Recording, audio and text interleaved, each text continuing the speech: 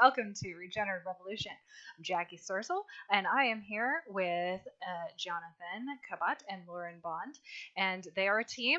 They're the Hotlum team, and they are working on an eco-regeneration camp in Hotlum, California, on the slopes of Mount Shasta.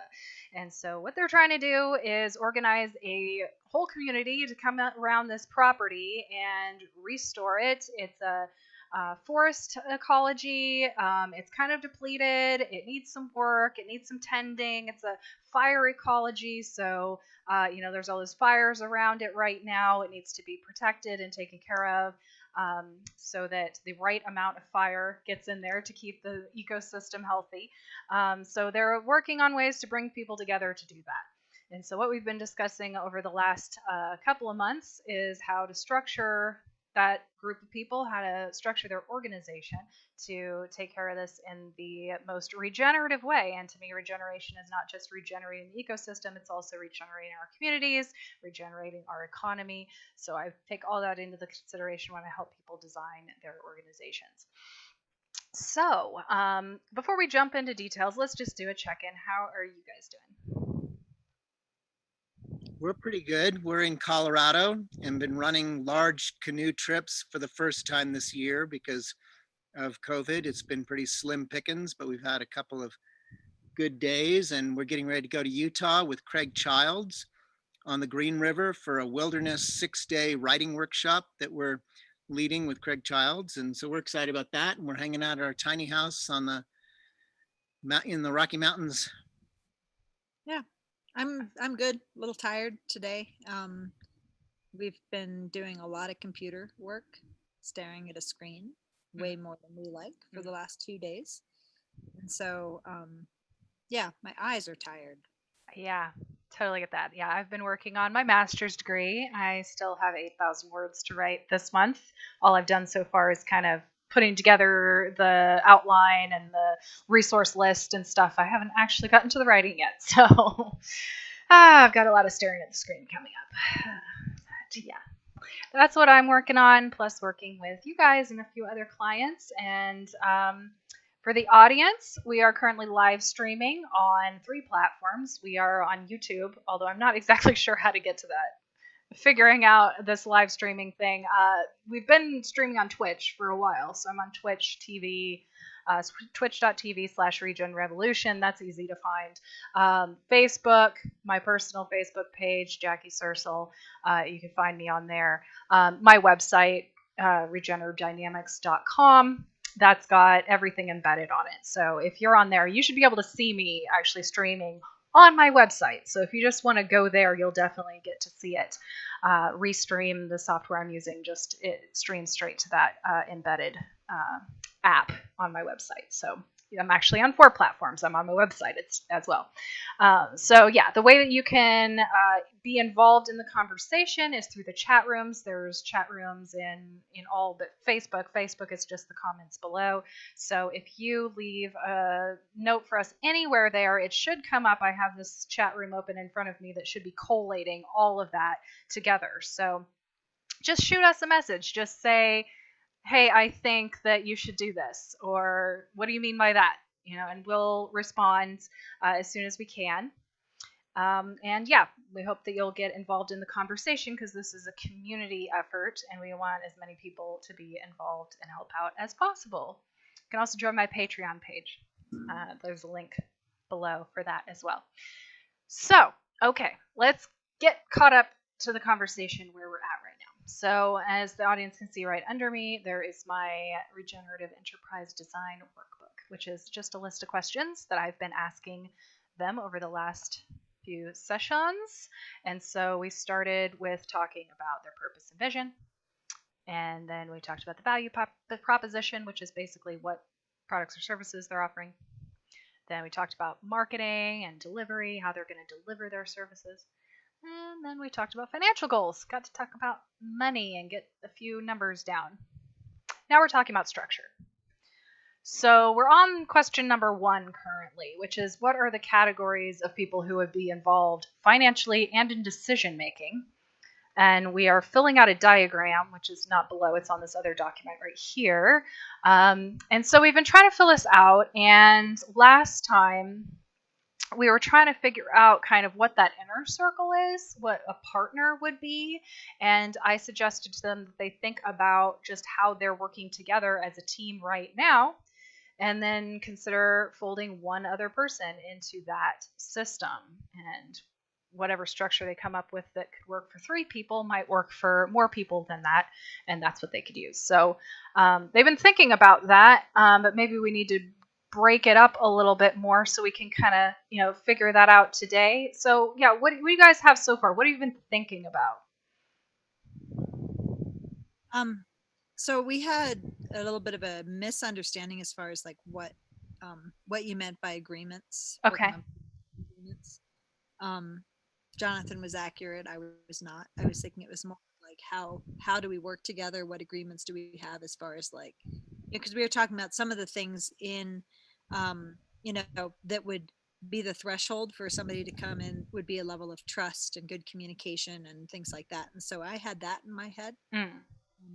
Rather than the actual like legal structure and and so so we were a little bit off, or I guess I was a little bit off. Jonathan was taking the lead on this, and I kept going, but we haven't done but it was actually what he was doing was what you had in mind. So what I ended up doing is I created a document to kind of be talking points. Okay. And did you put that in the folder? Yeah. Partnership agreements. I tried to break down kind of these areas where we might be partnering. And I started with the easiest one, which is kind of the most formed one, because it's a company that is owned as doing business as a subsidiary or something of the River's Path, which is Lauren's guiding company. Okay. And so we talked about that, but we also talked about how we want some of the proceeds to go to, Hotlum as a camp and Hotlum as a sustainable organization. And so we wrote into that, how we would, work with the proceeds of our guiding after the guides are paid and after our overhead is covered, that the proceeds would be deposited possibly into a trust, and we develop a trust fund of some sort. And then we talked a little tiny bit about accounting for that as a separate entity from the Rivers Path's, main business, which is canoe trips. And we talked about the idea of a holacracy. I'm really a big fan of sociocracy and governance where people have certain levels of responsibility.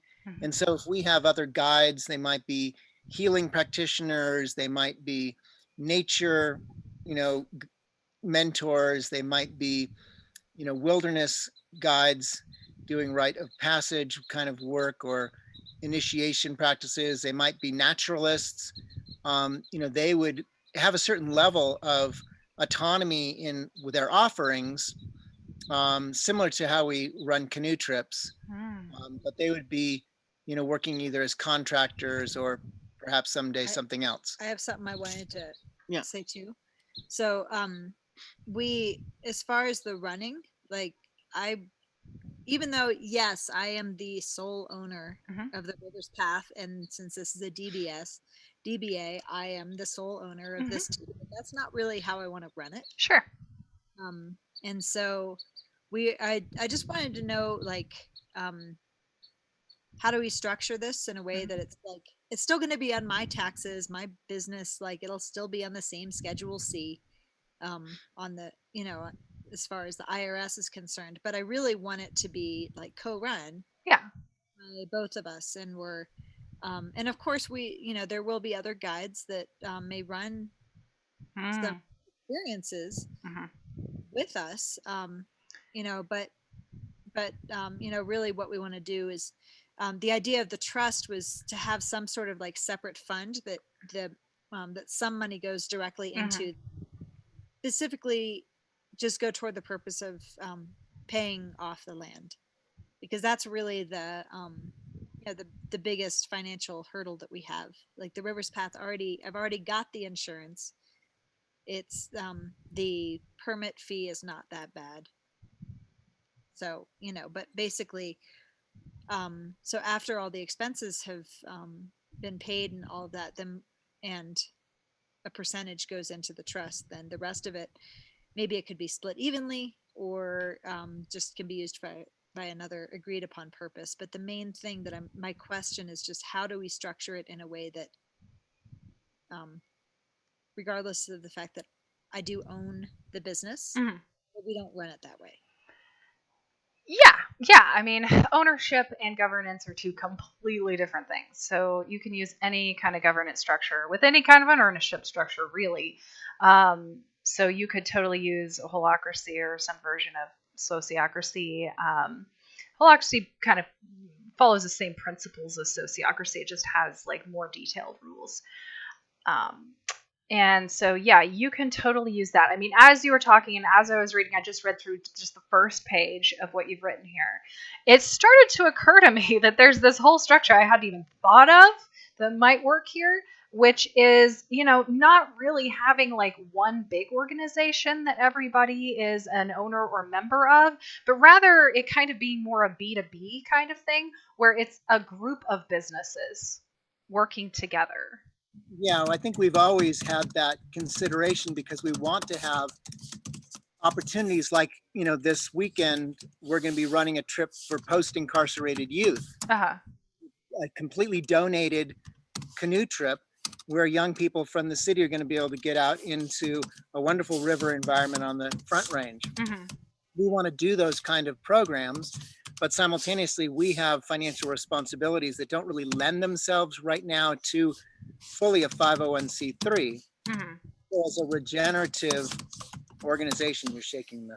Yeah, but you could have like a nonprofit, a trust, a for-profit. Like there could just be multiple businesses, and maybe somebody comes in with their organization they've already incorporated, and they want to do some restoration on your land. Like you could just do things through that nonprofit on the land without having to like legally involve these organizations, except for just having them under your insurance in some way.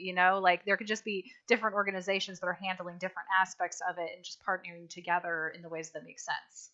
Yeah, we're really looking at networking in that regard. So I think that's accurate. And we want to have some aspects where we're actually offering services, and we want to have some aspects where we're supporting, social transformation, and that's where the social purpose corporation kind of fit the bill a bit, but that may be too complex at this moment.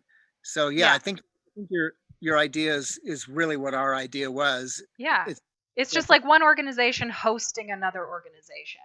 Yeah. And just whatever decision-making structure you have then. It's kind of a decision. It's like just kind of a partnership saying, hey, I have my business, you have your business.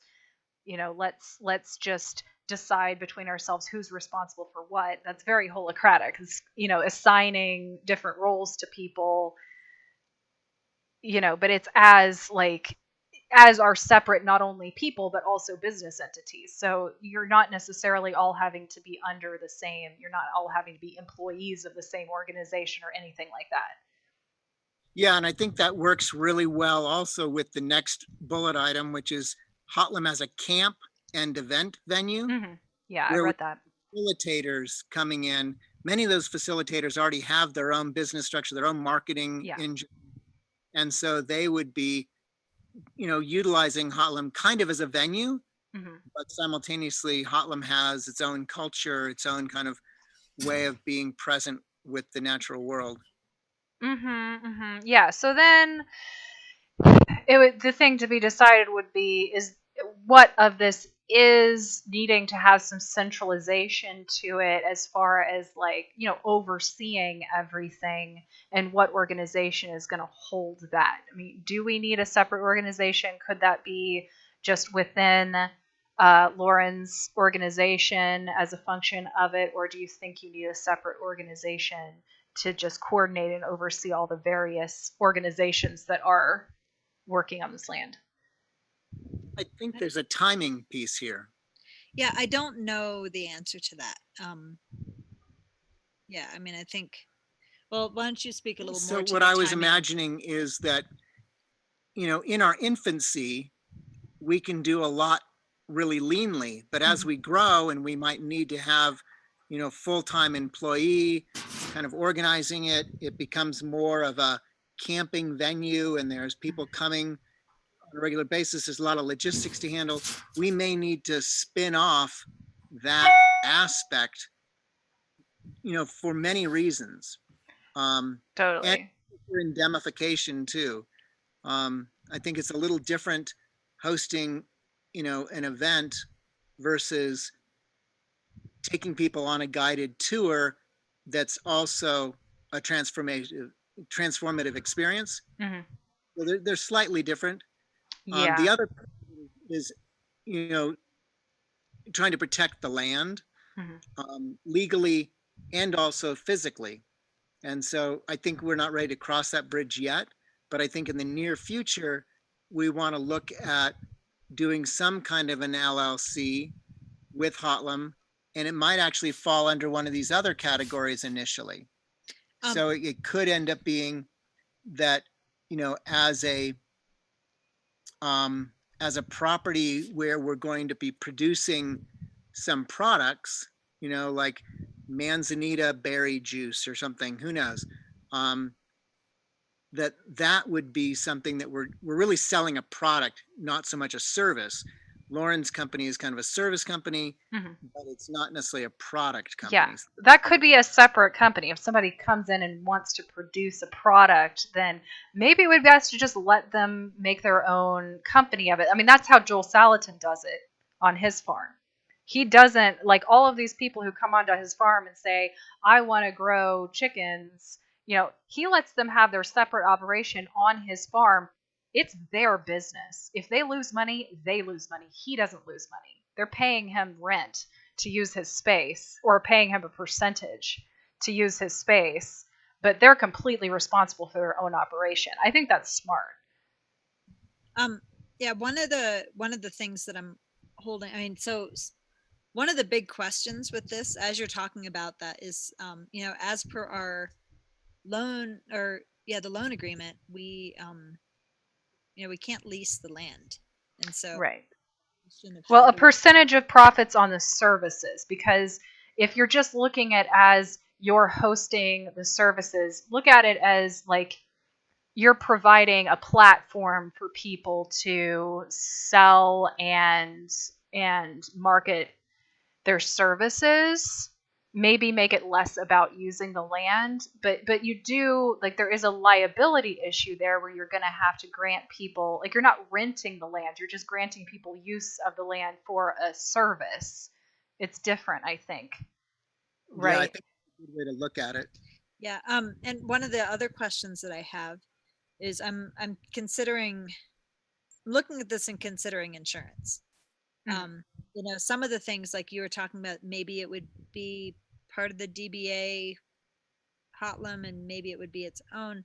And some of these things I think fit really well with the guiding side. Like the nature connection practices, rites of passage, mindfulness, eco-spirituality, that sort of thing fits.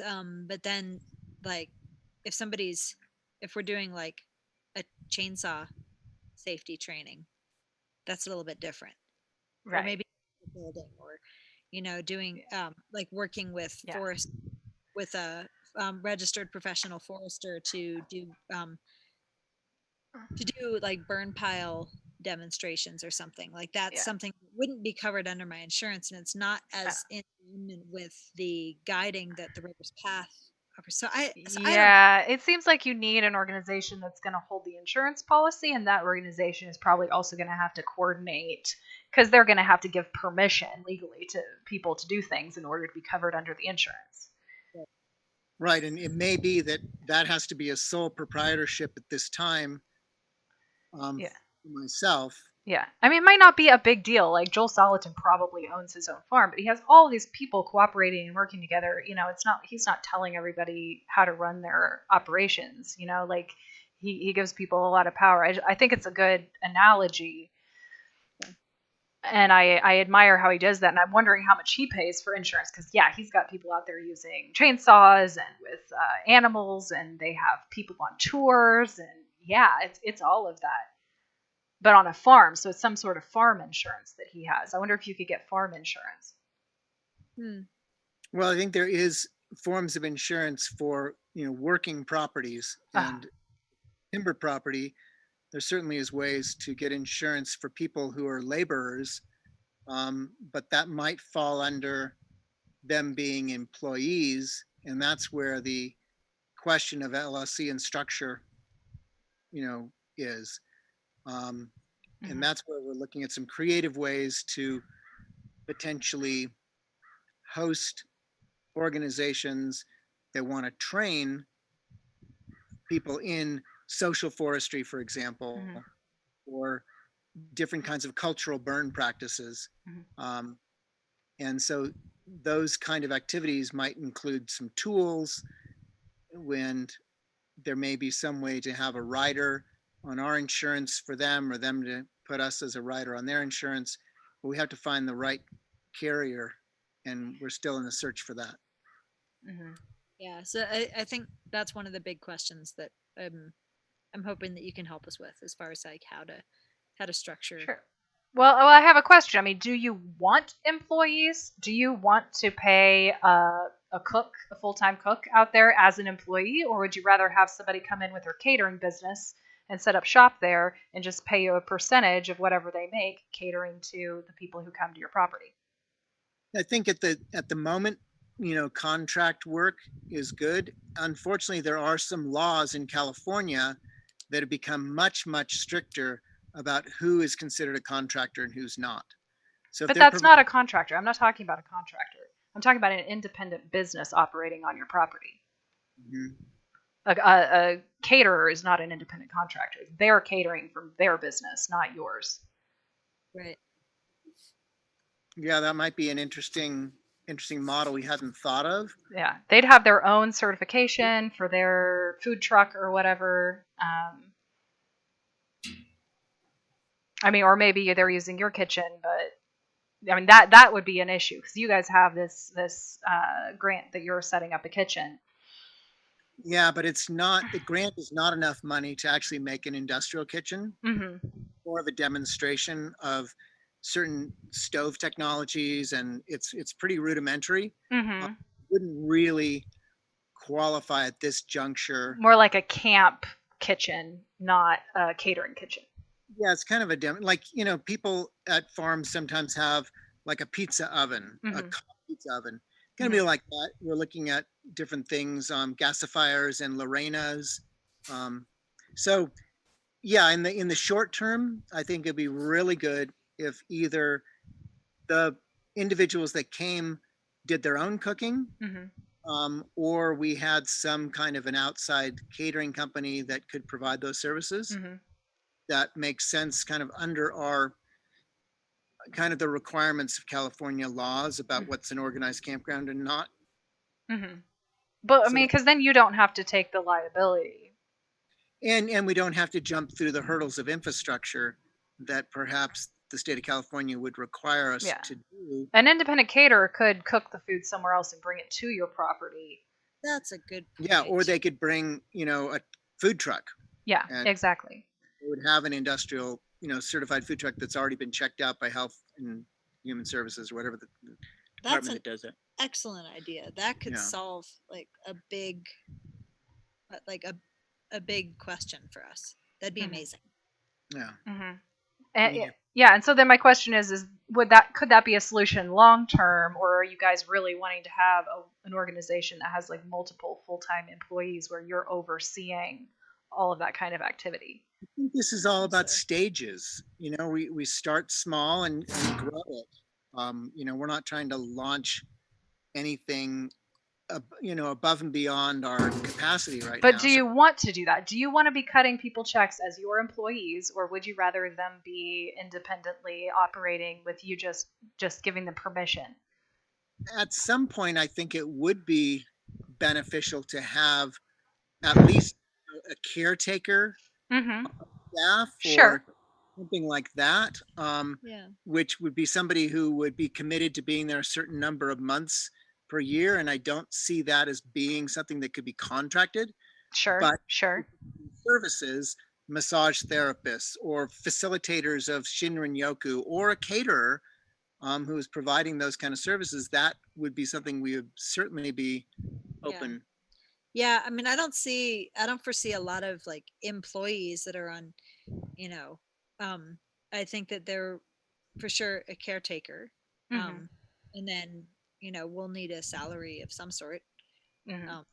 something Mm-hmm. to sustain us. Then, but, and maybe there might be some times where there's like, I know that contractors are complicated in California, but there might be, I mean, I'm not picturing like any other full-time Yeah, many of the employees. roles that we Mhm. haven't really ever talked about, like one of the roles would be someone who would be kind of administratively doing marketing, social media, registration. They could be working from anywhere, Mm-hmm. and we would want them, of course, to come to Hotlum at times, but for the most part, they could be coordinating registration and, doing all the back end stuff for social media and things from afar. And that might actually be a fit for somebody who has multiple accounts that they are, a marketing consultant or a personal assistant who's working for multiple people. And then they would fall under the contractor rules, I think. I know California's really strengthened those in the last year. And so we need to look into what Mm-hmm. we can call a Mm-hmm. contractor. I would Cool. really love to find someone who we could give, a certain amount of funding to Mm-hmm. that would help us with that work. The other thing is like promotional materials. We have lots of videographers who are open to working with us, but it's hard for them to dedicate time to it at this juncture without us being able to give some kind of compensation.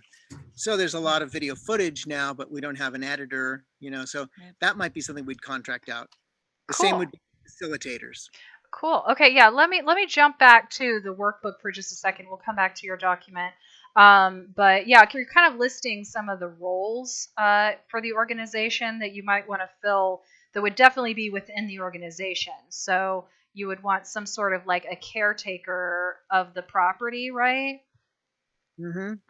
And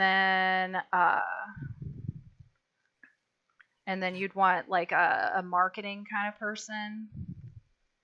And what page on the workbook are you on? I am, well, at the bottom of it. Okay, we'll just go all the way to the bottom page. Yeah, well, I have a blank page so that I can scroll down, but We're on page 11. yeah. So, yeah, I'm making a list here. Let me get this pretty so you can see what I'm doing. Okay. I think that I think it'd be a good thing to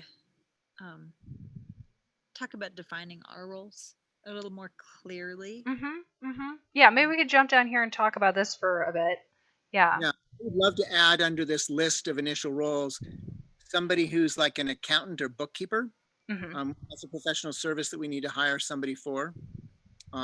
Tax consultant, attorney, all those are, positions that are not employee positions. Like we have now a registered professional forester working with us. Sure.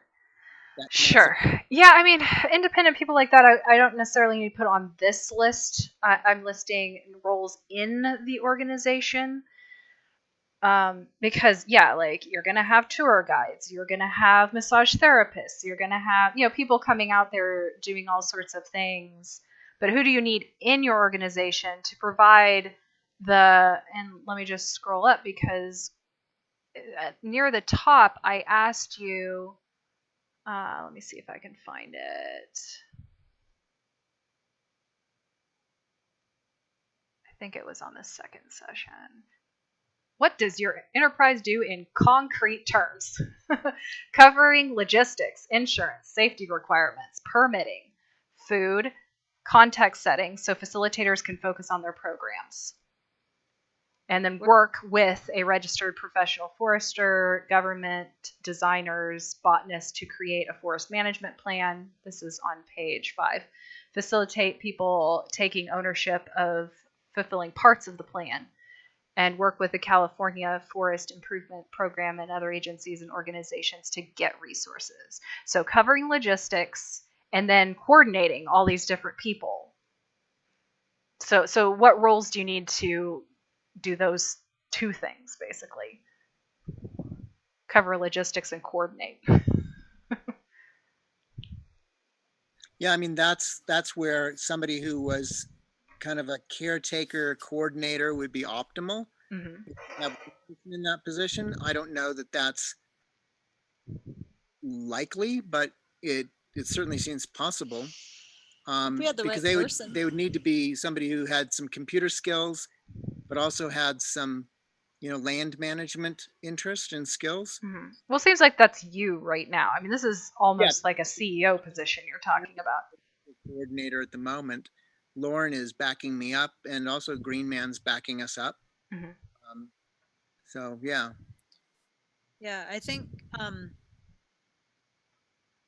I think that role defining, and yes, for sure right now, that's how we're set up. Mm-hmm. But I know for me, I would feel a lot more productive and a lot more effective if I had a really clear role of like what am I doing with Hotlum. You mean tasks? No. I mean, well, I think the role defines the tasks. There are tasks that, like, I mean, a bookkeeper does the books. That's the task, but the role is the bookkeeper. Right, but in a startup organization, as you're so well aware, you have been the coordinator, you've been the head guide, you've been even the bookkeeper, the marketing person. When you launch a small company, it takes someone who's really flexible at the beginning. Then as the roles demand more time, then they can be broken up into different positions. Yeah. Well, I think it's good to define them to begin with, because then you know what hats you're wearing and when you're switching hats, and you can kind of track how much time you're doing different things, and maybe like start to recognize, hey, I'm doing a whole lot of this thing, which seems to be what I'm good at and what I like doing. I hate doing that thing. I'm avoiding that thing at all costs. I'm not doing it. Maybe I should find someone else to do that. And like defining what those spheres are so that you know what you need to keep and what you need to pass on to somebody else. So that's kind of what I would like to get down for what you two are doing. It's like, I mean, there's all kinds of interesting things we're doing that would be wonderful for people to be involved in. Like, I'm defining where the trails are, and I'm doing trail building and trail maintenance. We're doing brush removal and forestry work as far as tending the trees. Lauren is building infrastructure. We have building tasks to do. I mean, that seems also like stuff that the caretaker or coordinator might oversee and could delegate to different people, but it's kind of within that wheelhouse. Yeah. Yeah. I'm still like, I don't have the answer of like, what would my title be? But, and of course there's the issue of having like, and of course we're going to be wearing all the hats until the people to wear the hats. We're wearing all the hats, but I still, I would kind of like to split these up though, and kind of define land caretaker from event coordinator. Those seem like very different things. And I think that there's also a role for someone who's like the event coordinator to be networking and, defining what kind of programs are we going to run. And I see Lauren taking a big role in that. One of the things that we're very involved in is the international movement for kind of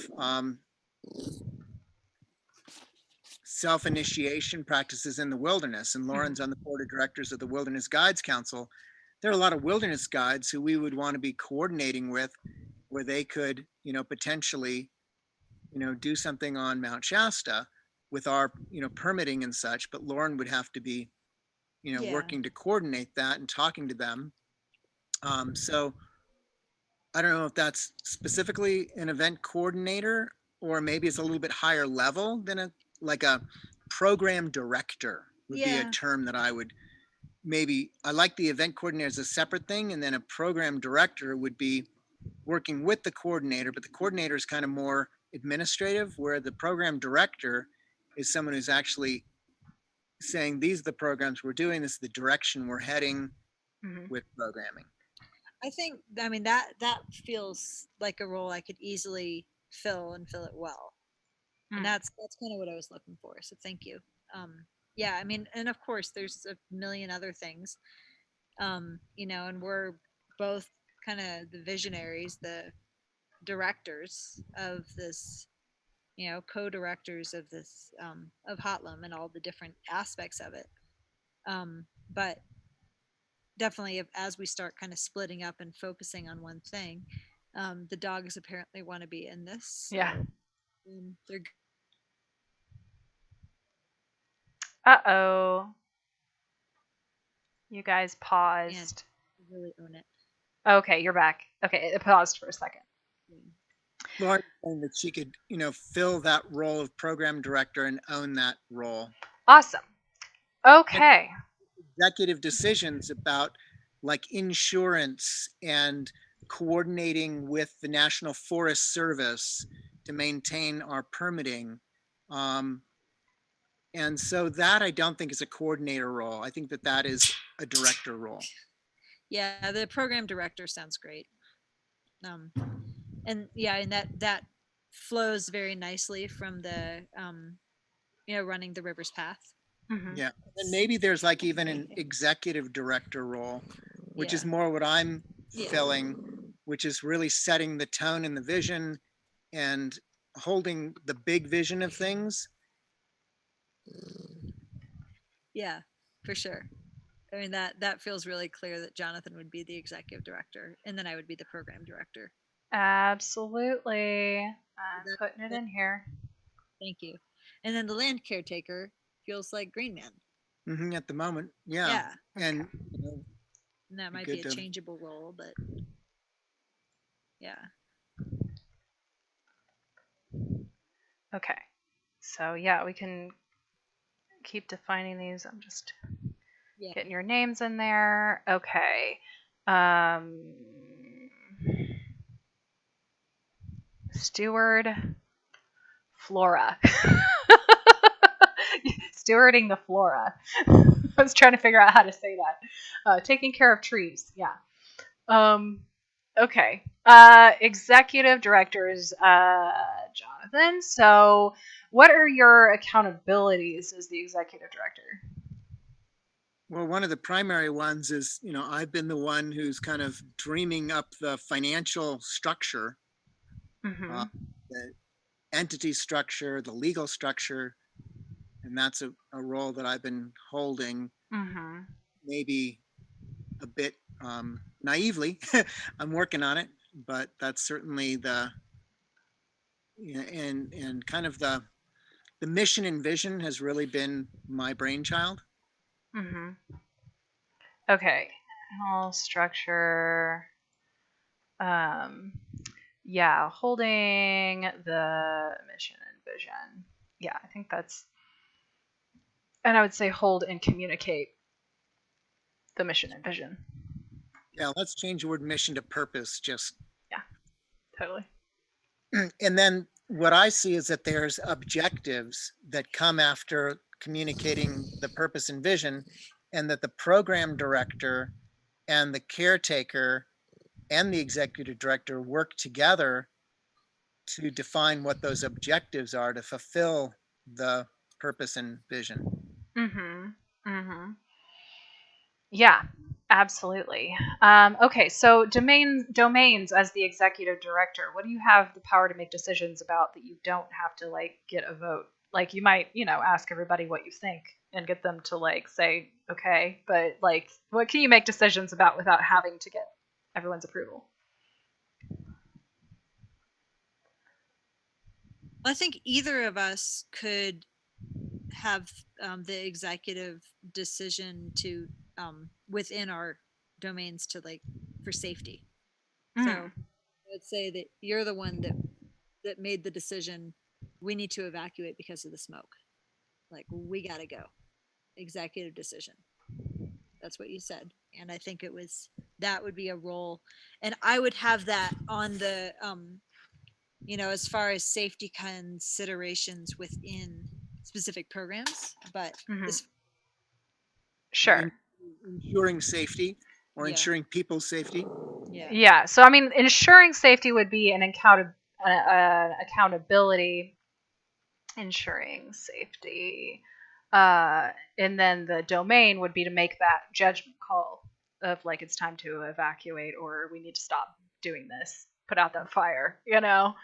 Right. I guess this is the challenge I have is I always think that things are jointly determined and jointly decided upon. So like having our safety protocols, I've typically been the one who's started writing them, but then I've, consulted with Lauren and I've consulted with Green Man at times as to, what are the protocols. Sure. With, Sure. Well, with both sociocracy and holacracy, you're working under the principle of consent, which is that people are consenting to you making the call.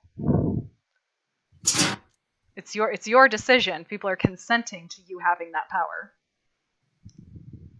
right. And I guess what at this juncture is somewhat non-consensual, but I'm making the legal decisions. Uh-huh. I'm the one who has that responsibility and is making all the legal decisions Yeah. as far. In an LLC, if that's the kind of structure you have, that makes sense for the executive director to do that because you don't have a board of directors. You just have your executive director. So you would make those kinds of legal decisions, right? As the top executive. yeah I think also there's certain financial decisions that Jonathan would probably have sole. I can't, I mean, I don't know. I mean, there's a lot of things that would be collaborative. I'm going to go with some legal and financial decisions. Maybe you can define that more later. But yeah, I mean, and there would be certain things. I mean, it depends on how you structure it. Like, yeah, if you have joint ownership, then the other people would have some say. Although if you have over 50% of that joint ownership in LLC, then it's still your call. Whoever owns more than 50%, like they get the final decision. So you don't have to get other people's consensus. Yeah, I guess this is the part that I'm still wrapping my head around. And if we're talking about an LLC and detaching it from the title of the land, Mm-hmm. and the LLC has no legal entitlement to the land, like there's no lease, Mm-hmm. then we can actually form an LLC where there's more of a partnership. But right now, due to financial issues and the loan structure, I can't do certain things unless I, work with the loan holders to make some dramatic changes. Well, not dramatic, small changes to the loan structure. I feel like so that's something we may end up doing that, but Mm-hmm. I guess I'm trying to bring us back because my head's spinning a little bit. Mm-hmm. But if we're talking about this being an LLC, then yeah, I would make some financial decisions, but I think also like the program director would make some financial decisions about how to pay, structure some financial relationships with facilitators or guides. Yeah. The caretaker may make some financial decisions about what tools to purchase or what, approaches to take for managing the land. So, there'll be like domains of financial responsibility. Mhm. Yeah. Okay. Yeah, I'm putting that down. Yeah, it's close enough. That makes sense. So yeah, I mean, you can structure it however you want. Whether that's, assigning certain decisions to certain roles, it's just, when it comes down to it, the structure you have is who is by default responsible. If that person just disappears, who is by default responsible for that that decision making? Kind of, because when you have like a sociocracy or holacracy, usually you have circles, and each circle has a team leader, a lead link. And if any role within that circle is not being filled, then the lead link is responsible for the work of that role. Right. And so I'm imagining that there's kind of this circle of 3 roles, and if either the land caretaker or the program director is unable to fulfill a role, then it would default to the executive director. Mm-hmm. If the land caretaker if the executive director could not fulfill a responsibility, it would fall to the program director. Yeah. Mm-hmm. Mm-hmm. Yeah. I would be the backup for sure if you Yeah. happen to get sick or I don't know, whatever. Totally. A bear. Yeah, be eaten by a bear. Yeah, that makes sense. Okay, cool. So we have three roles really well defined, and that those might be kind of on your executive team. Yeah. Yeah. I think so, for sure. There's yeah, thank you for that. Right. And then maybe there's like an administrative team that Right. would be. Then the coordinator, marketer, and bookkeeper would be on a different team, or each have their own teams. Nice. However that works. But I'm gonna put this little girl in because they're kind of Yeah. picking on each other. And I think, yeah, I think Bella might need to go to the bathroom or something. I don't know. Our big dog. We gotta take a moment. okay. All right. Well, in this moment, if anybody in the audience has anything they would like to share, you are more than welcome. This is Bella, everybody. There Ah, it's Bella. Hey, Bella.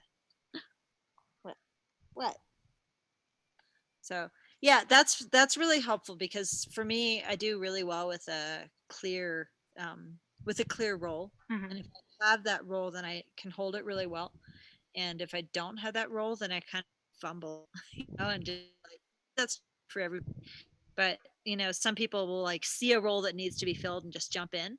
And for me, I kind of go, I don't know. I don't know what I can do. No, best like meet the needs. I just kind of get lost. So that feels really clear. Good. Yeah, I totally understand that. I really like being given power explicitly, like you are in charge of this now. Please do it. If it's just like we are all doing this together, somebody do it. Like I'm probably just gonna like look at you funny. Like even if I jump in and start doing it, am I really gonna have the ability to do it if I don't have the permission to do it? Right. I don't want to get started doing something and then all of a sudden be told, oh, we don't like how you're doing that. Do it differently. Like, no, either let me do it or don't.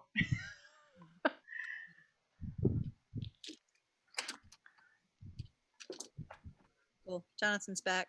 Put the little dog away. Yeah, cool. Right, well, it's getting a little dark there. We've got about 10 minutes left. So we could finish just defining these roles, which I think would be helpful. And then we can come back and I can read the rest of your document and think about it more before we meet next time. But I'd like to, since we've gotten going on this section, just finish. Sure. So this position would be under you. So we have the coordinator. So they would be probably communicating with the event organizers. What else would the coordinator be doing? I think maybe So I'm imagining what you know, my day trip coordinator is doing Mm-hmm. for with the River's Path. Mm-hmm. That's she's answering the phone, Mm-hmm. answering emails. She's my backup. Like I'm still doing all of that, Mm-hmm. but if I don't answer the phone fast enough, then she answers it. It's awesome. It's Mm-hmm. amazing. And you know, when we have an event that um, you know, like I imagine the coordinator would kind of be just handling the day to day. You know, like in the moment, they Mm-hmm. would be my back Mm-hmm. event happening. Like they might be the person that's actually like the go-to that event, the whoever's leading that event would go to saying, hey, I need to get this or I need to do that or whatever, and I'm handling like the big picture, and then the coordinator's handling the specifics.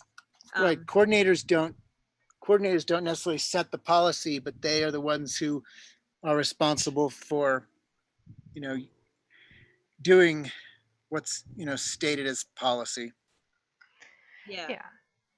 Great. Yeah. So I've got communicating with and assisting the event organizers, answering phone and emails, and assisting the program director.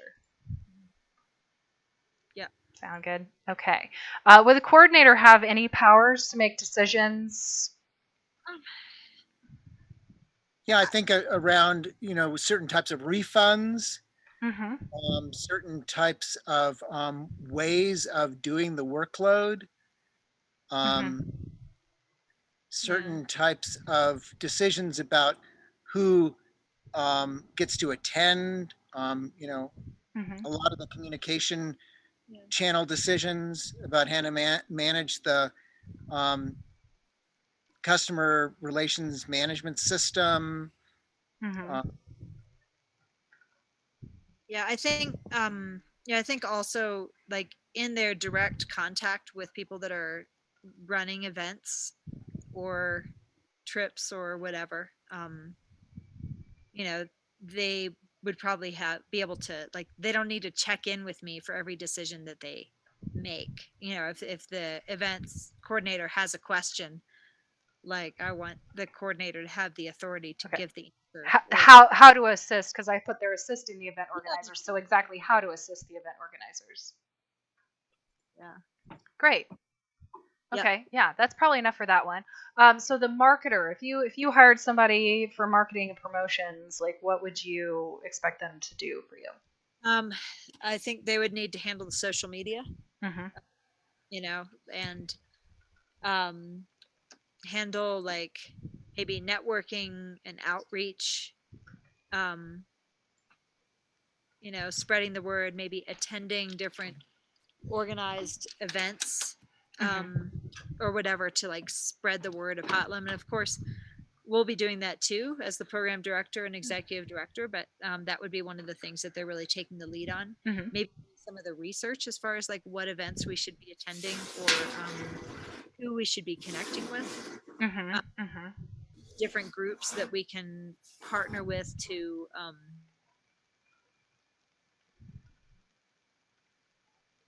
have going on. Yeah. So yeah, researching marketing and outreach opportunities, Yeah. that kind of thing. Awesome. Is there anything that the marketer would be able to make decisions about? marketing strategies, Mm-hmm. Yeah. platforms. Mm-hmm.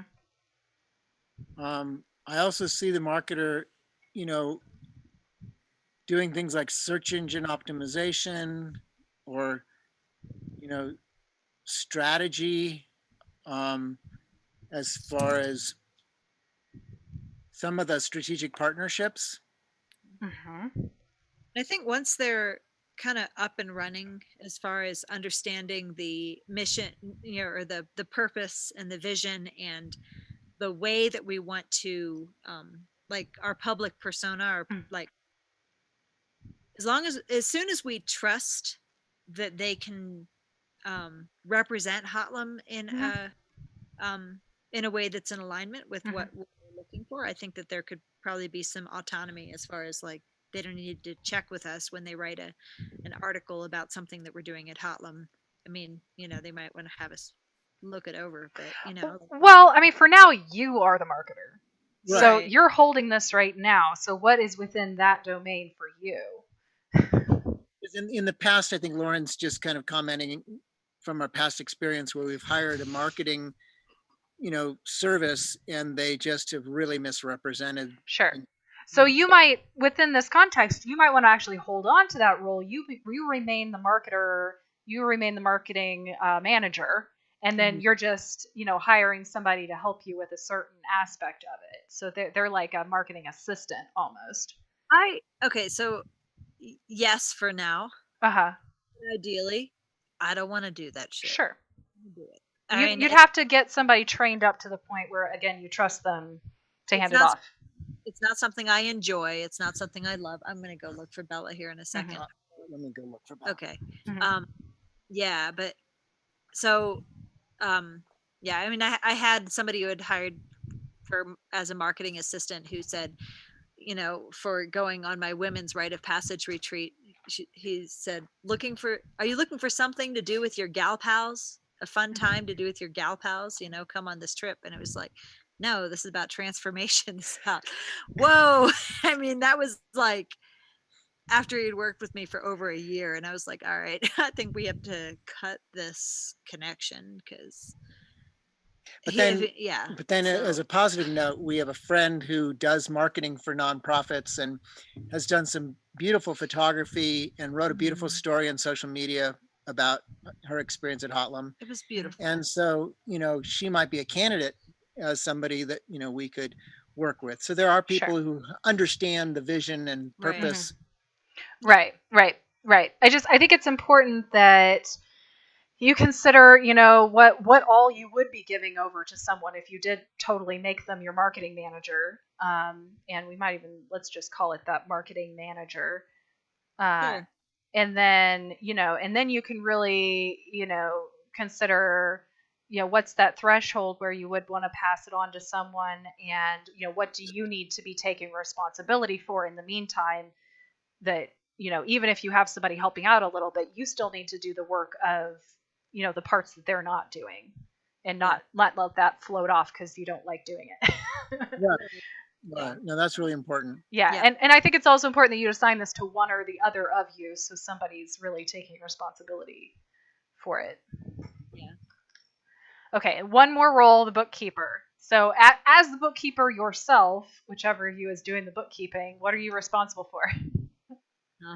Well, the day-to-day accounting Yeah. of expenses and income. Yeah. And organizing the books so that CPA could file taxes. Yeah. Yeah. I mean, I think, they would have access to like, reconciling bank accounts and all that, just being able to be totally ready for tax season. Totally. Yeah. So yeah, organizing the books for taxes. Yeah. And, yeah, and if it was somebody else, they would also need to like give you financial reports. Yeah. Yeah. Yeah. Okay. And then domains, what would the bookkeeper get to make decisions about? They can decide whether it's QuickBooks or something else. Mhm. Like they can decide how they want to do that, how they want to keep track, as long as it's something that they've got to be able to make sure that we know how to use it too, so we can keep track. So awesome. Yeah, I don't know what else. I think yeah, maybe that's one of the bookkeeper's roles, is to train and explain, the bookkeeping methodology. Yeah. Okay, I got that down. And now we have 6 roles: executive director, land caretaker, program director, a coordinator. Maybe we'll call that event coordinator, just to be more specific. Marketing manager and bookkeeper. Awesome. Yay. And we're out of time. So I'm going to stop there, but that gives us something. Yeah, that's great. Completion. Awesome. getting dark here.